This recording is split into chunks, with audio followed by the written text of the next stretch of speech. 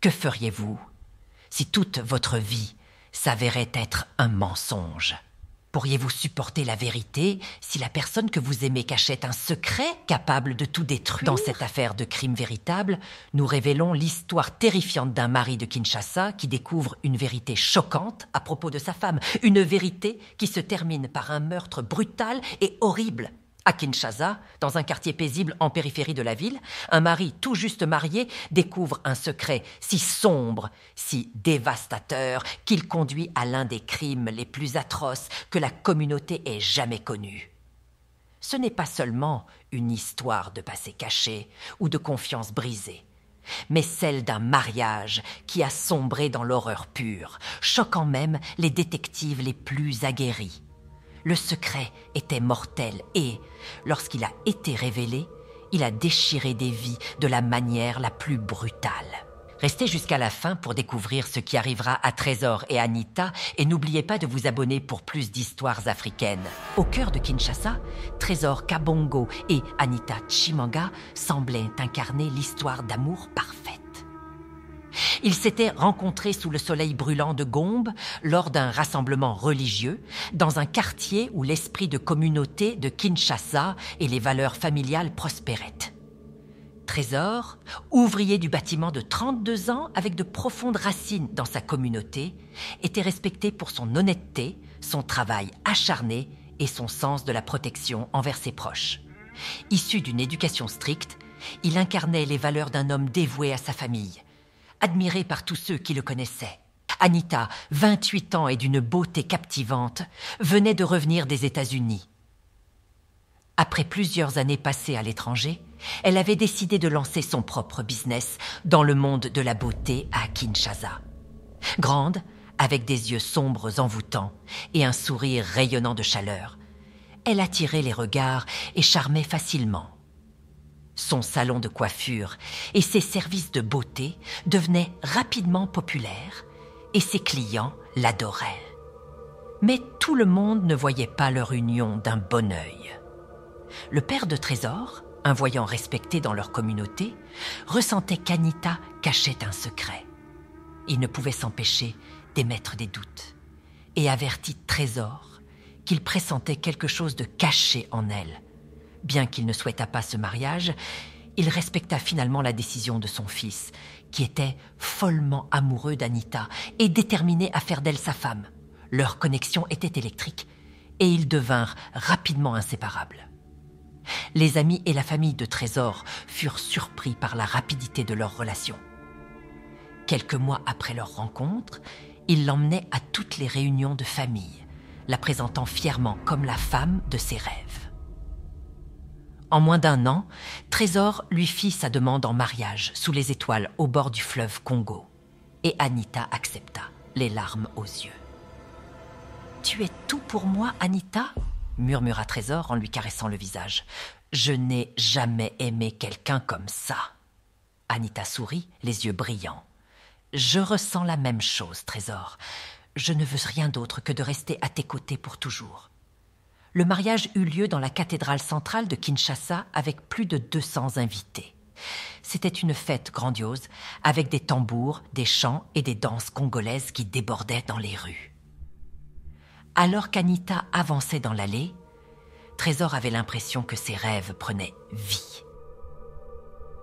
Mais même au milieu de cette joie, des signes subtils laissaient deviner quelque chose de non dit.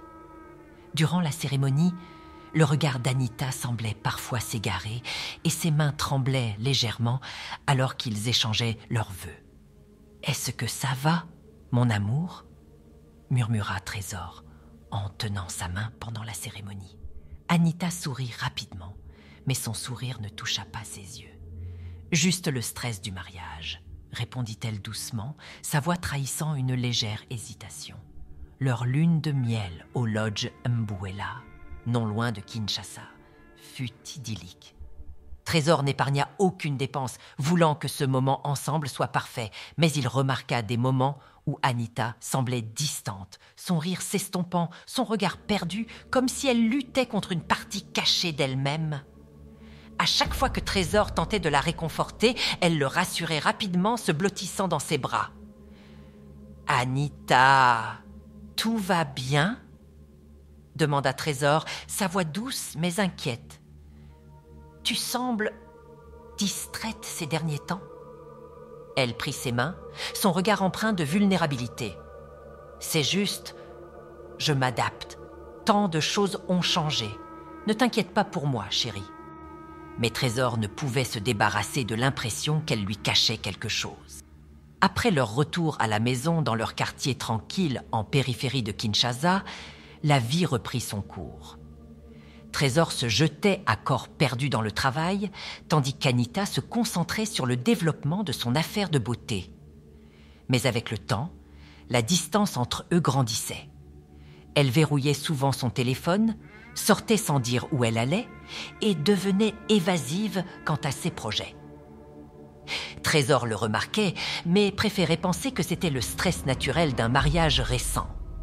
Cependant, une nuit, alors qu'Anita était sortie avec des amis, les doutes de Trésor prirent le dessus. Submergé par la curiosité et un sentiment de trahison grandissant, il fit quelque chose qu'il n'avait jamais fait auparavant. Il fouilla dans ses affaires. Au fond de son placard, caché sous de vieux vêtements, il trouva une petite boîte discrète. À l'intérieur, des papiers, des certificats de naissance et des dossiers médicaux. Ses mains tremblaient alors qu'il les parcourait, son pouls battant plus fort à chaque révélation. Anita avait un passé dont il n'avait jamais eu connaissance. Elle était née homme, un fait qu'elle lui avait caché. Anita était une enfant comme les autres, sans aucun doute sur son identité. Cependant, à l'école primaire, un professeur lui répétait constamment qu'elle était née dans le mauvais corps. Ces paroles ont fini par semer le doute dans son esprit. Influencée par ces remarques répétées, Anita a commencé à croire que quelque chose n'allait pas chez elle, ce qui l'a poussée plus tard à entamer une transition, bien que cette décision ait été en grande partie le fruit de cette influence extérieure. Quand Anita rentra chez eux ce soir-là, elle trouva Trésor l'attendant, les documents étalés sur le lit. « Trésor ?» demanda-t-elle prudemment, sa voix teintée de peur en voyant l'expression de son visage.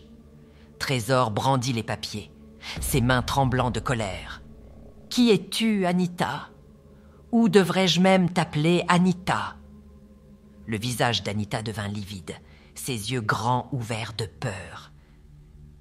Elle avait toujours su que ce jour pourrait venir, mais elle n'avait jamais imaginé que cela se passerait ainsi. Sa voix n'était qu'un murmure. « Trésor, j'allais te le dire. Je ne savais juste pas comment. Je pensais que tu partirais. Tu m'as menti !» cria Trésor, sa voix mélangeant trahison et rage. « Tu m'as trompée, Anita. Tu comprends ce que cela signifie pour moi? Je t'ai fait confiance. Je t'ai tout donné. Je t'en supplie, Trésor, » implora Anita, les larmes aux yeux. « Je ne te l'ai pas dit parce que je t'aimais. Je ne voulais pas te perdre. Je pensais que si tu savais, tu ne m'aimerais plus. » Trésor serra les poings, sentant que sa vie entière venait de voler en éclats. La femme qu'il avait aimée, celle qu'il avait juré de protéger et de chérir, lui semblait désormais étrangère. Le poids de la trahison le consumait, et dans son esprit, il ne voyait que du rouge. Dans un acte de rage incontrôlable, Trésor saisit un marteau dans le garage et revint la confronter. Le voir, furieux et tenant le marteau, emplit Anita d'une terreur intense. « Trésor, s'il te plaît, calme-toi, » implora Anita, reculant, les yeux écarquillés de peur. « On peut en parler. Je répondrai à toutes tes questions. Tout ce que tu veux savoir. Ne fais rien que tu pourrais regretter. »« Regretter ?» cracha Trésor, sa voix remplie de venin. « Tu m'as trompé sur tout, et tu veux que je me calme ?» Dans un moment de fureur aveugle, Trésor passa à l'acte. Ses gestes étaient frénétiques, motivés par la douleur et la trahison, jusqu'à ce que la pièce soit plongée dans un silence, seulement interrompu par sa respiration haletante. Quand Trésor réalisa finalement ce qu'il avait fait, il s'assit dans un état de choc. l'horreur de ses actions pesant lourdement sur lui. La police arriva et le trouva assis près du corps d'Anita, un homme brisé, accablé par le poids de ses actions. La communauté de Kinshasa était en état de choc, bouleversée par cette tragédie. Lors du procès de Trésor, des débats éclatèrent dans tout le pays sur la confiance, l'amour et l'acceptation. Les médias s'intéressèrent au passé d'Anita, tandis que Trésor fut à la fois vilipendé et, par certains, sympathisé. Certains affirmaient que ses actions étaient le résultat d'une trahison, tandis que d'autres condamnaient sa violence comme monstrueuse. Au tribunal, Trésor était stoïque, son visage autrefois vibrant désormais un masque de résignation. En sortant de la salle d'audience, enchaîné, il jeta un dernier regard vers la famille d'Anita, leur visage empreint de douleur et de perte, sachant qu'aucune justice ne pourrait jamais réparer cette tragédie. Pour Kinshasa, cette histoire laissa une cicatrice. Un rappel poignant du danger des secrets et de la fragilité de l'amour et de la confiance. La maison qu'ils partageaient resta abandonnée, comme un témoin silencieux d'une histoire d'amour qui avait commencé comme un conte de fées, mais s'était achevé dans une horreur inimaginable. Le souvenir d'Anita Chimanga allait hanter la communauté, une mise en garde sur l'importance de l'honnêteté, de l'acceptation et des conséquences dévastatrices de la trahison. Les parents de Trésor et ceux d'Anita vivaient un chagrin sans fin. Les Kabongo se demandaient encore s'ils auraient pu éviter cette tragédie en suivant les pressentiments du père, le voyant qui avait toujours senti qu'Anita portait un fardeau invisible.